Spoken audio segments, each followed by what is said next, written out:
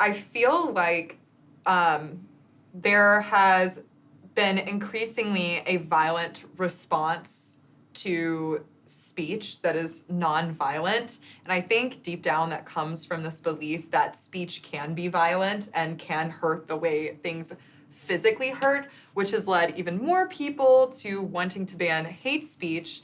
And I think this is like a seriously dangerous path we're going down in the United States. Some people actually already believe that hate speech is not free speech. It is.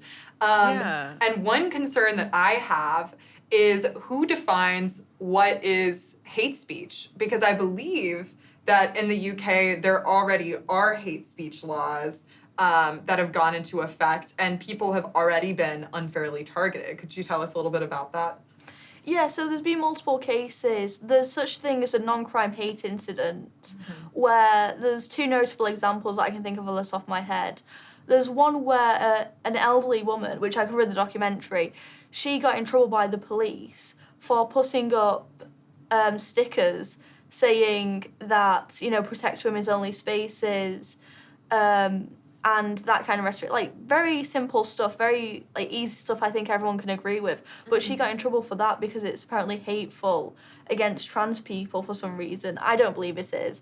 And then another case was, I think it was like 3 months ago now, an autistic boy, I believe he was like 12, around that age.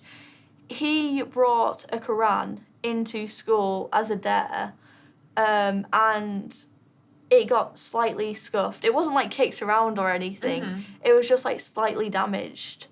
And the boy received a lot of death threats by the community because it was a Muslim populated area.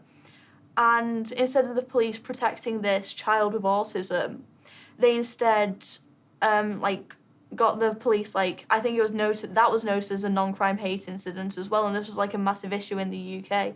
And the boy was excluded from school for simply doing that. I think that should be in your right to do that if you want to. It might be disrespectful, but the school shouldn't exclude you, and the police definitely shouldn't get involved. So the Quran was slightly scuffed, and they punished this, 13-year-old autistic boy.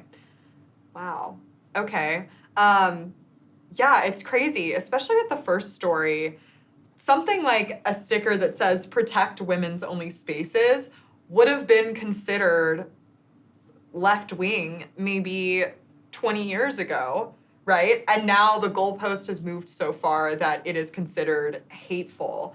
That is the main issue here, right? Is that who determines what is hate speech? The goalpost will constantly move. Things you're saying now will eventually become hateful in the future. I know certain people on Twitter, not that Twitter is real life, think that words like stupid should be banned because they're insulting to stupid people. So, this is constantly changing.